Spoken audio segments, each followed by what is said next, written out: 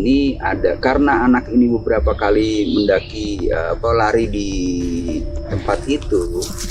Ini semacam punya keinginan membuat surprise gitu. Surprise kalau dipotong ini pasti akan nyampe di depannya teman-temannya, terperosok jatuh ya. Dia tidak menyusuri sungai, tidak apa yang kami lihat di lokasi itu seperti itu. Bukan kelelahan ya. Karena cuacanya yang gelap berkabut, walaupun itu siang hari, jadi dia jalan tanpa arah, disorientasi semau-mau dia. Akhirnya dia mencoba terus turun. Kemungkinan asumsi dia akan menelusuri sungai, lalu terperosok. Dan kalau teman-teman kan bacanya, Bang, itu kayaknya dia pas mau terperosok itu peluk pohon pisangnya sekalian ambruk gitu.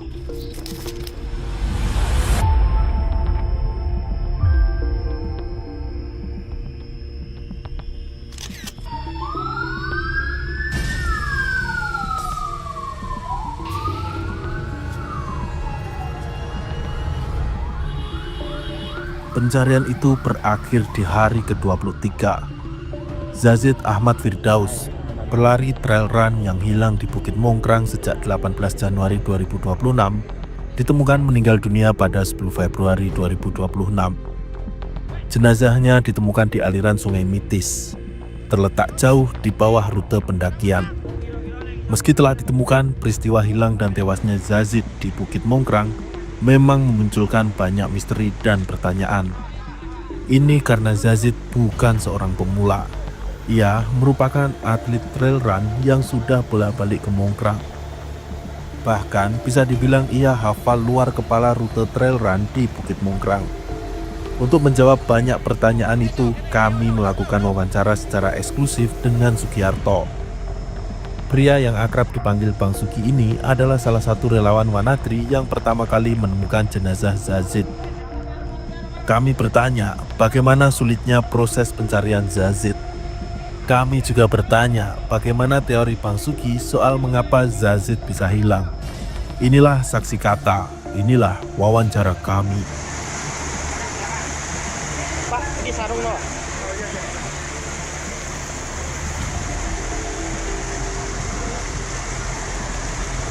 Masuk Rono, Pak.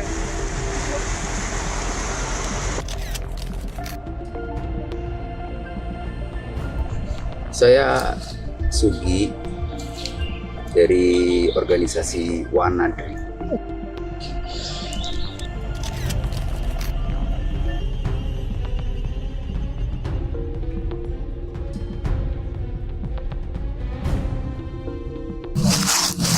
Kita kemarin ada 9 orang ya, 7 orang dari Wanadri, 2 orang dari SAR Surabaya.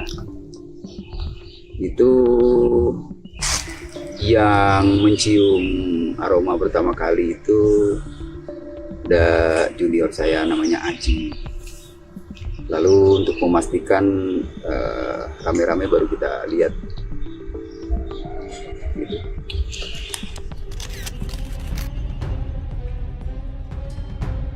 Itu kan harus baca koordinat itu. Saya buka peta lagi tuh. Ada nanti catatannya ya. Karena panjang banget itu, pakai koordinat geografis. Lokasinya itu di itu aliran Sungai Mitis kalau penduduk situ menamakannya itu.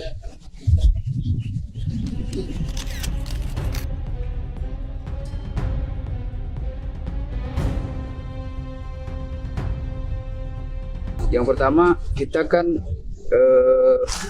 tim Wanadri ini datang hari setelah operasi SAR ditutup ya. 2 hari sebelum operasi SAR itu ditutup, kita dari teman-teman Wanadri datang merapat ke situ, ikut pencarian 2 hari, kemudian ditutup.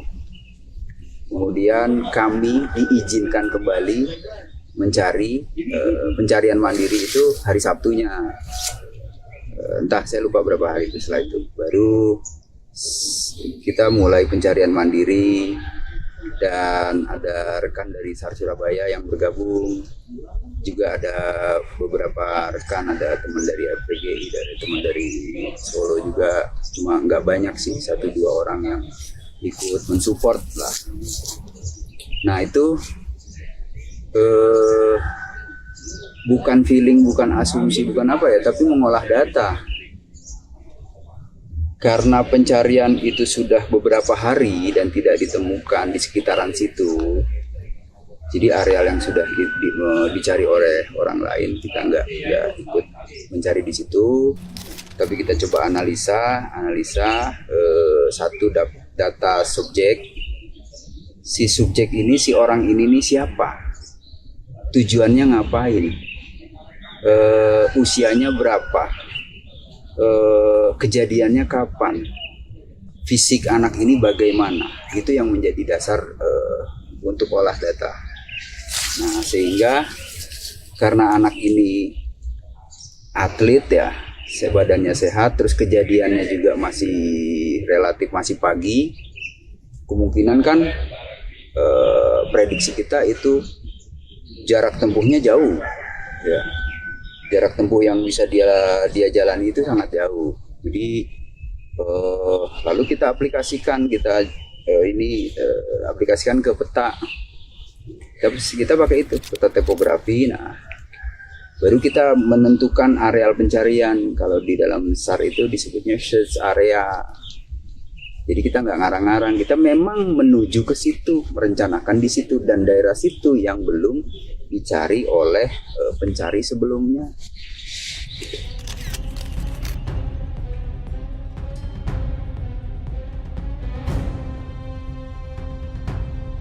Tidak ada bekas pencarian ya, tidak ada bekas pencarian, dan kalau beberapa, banyak orang, beberapa orang menyatakan statement, oh itu nggak hilang di situ anaknya gitu.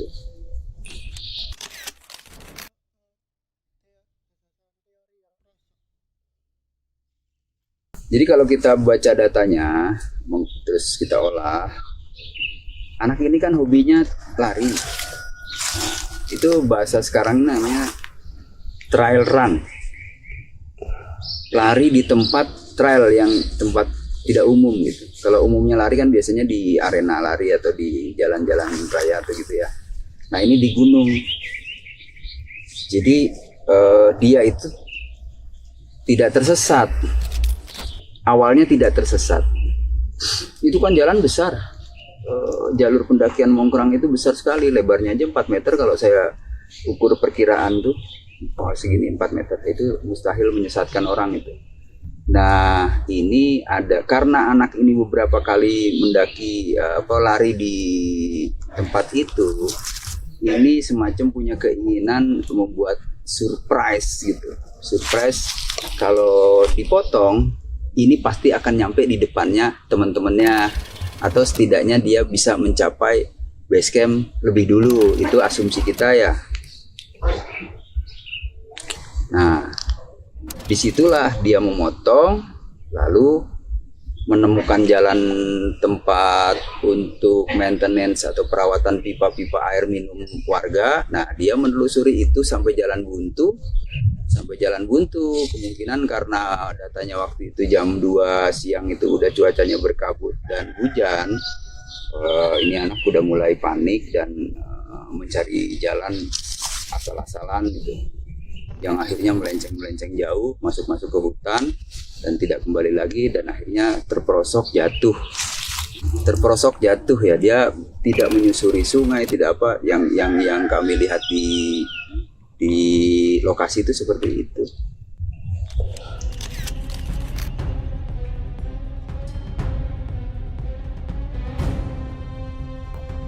Kalau asumsi kita dari lihat analisa medan di yang tempat dia berada itu, bukan kelelahan ya, karena cuacanya yang gelap berkabut walaupun itu siang hari, jadi dia jalan tanpa arah, disorientasi semau dia. Akhirnya dia mencoba terus turun, kemungkinan asumsi dia akan menelusuri sungai, lalu terperosok dan kalau teman-teman kan bacanya, Bang itu kayaknya dia pas mau terperosok itu peluk pohon pisangnya sekalian ambruk gitu.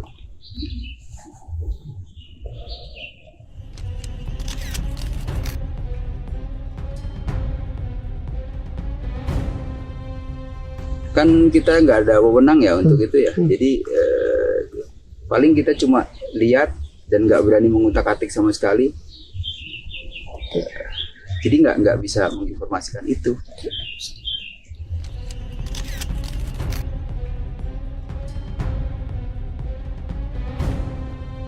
Di sini aja ya, Iya. Mongkrang. Iya. 2 hari akhir setelah itu ditutup, baru kita meminta izin untuk mencari dan diizinkan dengan catatan tidak mempublikasikan, tidak menggunakan atribut, dan satu lagi tidak boleh flying camp. Flying camp ya, bukan playing camp. Kalau playing camp itu main tenda-tendaan. Kalau flying camp itu artinya flying camp berpindah. Jadi ya, itu teknik. Kita nyari dari sini ke sini, berakhir di sini karena malam, karena sore, kita berhenti di sini dan mendirikan tenda, mendirikan tempat berlindung. Bukan tenda, kita pakainya flysheet ya. Flysheet itu lembaran yang sangat mudah, dinamis untuk alat berlindung atapnya aja. Jadi kita tidak menggunakan tenda. Nah, besoknya itu lanjut lagi, bukan kembali ke base camp. Itu sistem kita begitu. Jadi terus nyapu lagi sampai ditemukan sesuai dengan apa yang sudah kita analisa. Itu namanya sistem flying camp atau camp berpindah terus.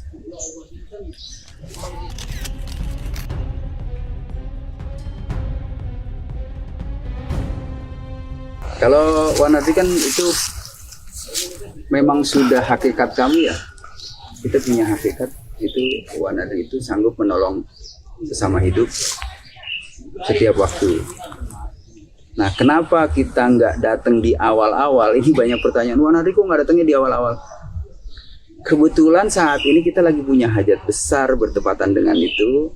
Kita lagi ada pendidikan dasar Wanadri, itu semua anggota energinya terserap ke sana, makanya kita tidak bisa mengirim personil ke sini.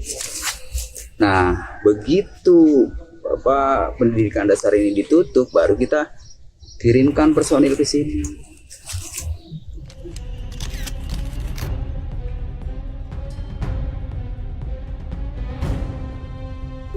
Kalau oleh pihak yang berwenang gitu ya, Iya. dia punya batas waktu. Saya juga kurang tahu. Kalau saya lihat tuh batas waktunya seminggu gitu biasanya tuh. Ini mohon maaf nanti kalau ini tolong dikomentari aja, tolong diralat. Biasanya seminggu lalu diperpanjang seminggu lagi begitu.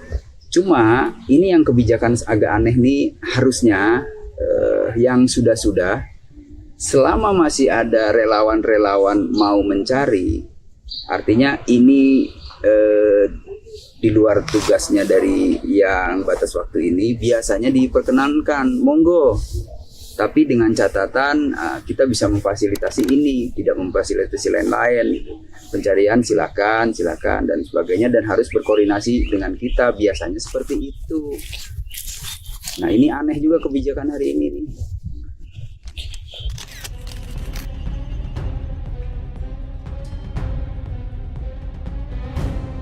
Di tengah sungai. Di tengah sungai. Kondisinya dia tidak hanyut. Jadi tadi penjelasan saya tuh dia nyasar turun ke bawah. Ini lereng yang terjal ini. Nah, di atas ini ada pohon pisang. Dia mencoba untuk kepleset. Dia kepleset mencoba untuk menahan pegangan pohon pisang. Pohon pisangnya itu ambruk sekalian dan persis di aliran sungai di tengahnya. Dan itu tidak bisa hanyut karena banyak pohon-pohon yang tumbang-tumbang itu menahan tubuh. Jadi tidak akan hanyut lah.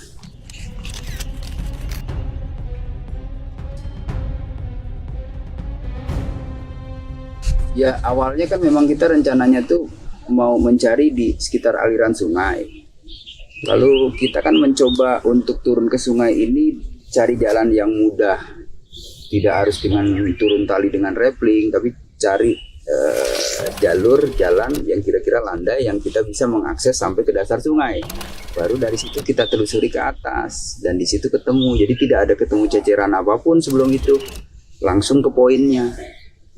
Dan ke poinnya itu juga karena ada bau itu. Berarti temuan awal itu bau ya? Iya.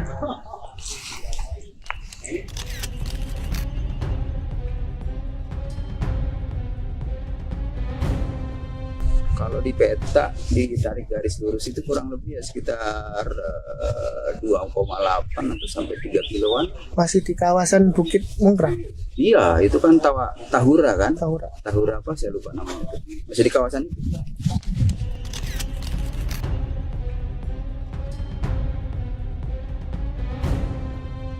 Iya, itu kan daerahnya gunung ya, pegunungan. Kalau gunungnya kan Gunung Lawu. Ini di kaki Gunung Lawu. Perbukitan lah, itu ada Jogo Kalangan, ada Mongkrang, ada apa lagi. Jadi kita nyebutnya itu pegunungan. Itu memang arealnya terjal-terjal karakternya, dan ininya juga lerengnya lumayan dalam. Jadi cukup sulit untuk mencapai titik si subjek itu, terjal lah.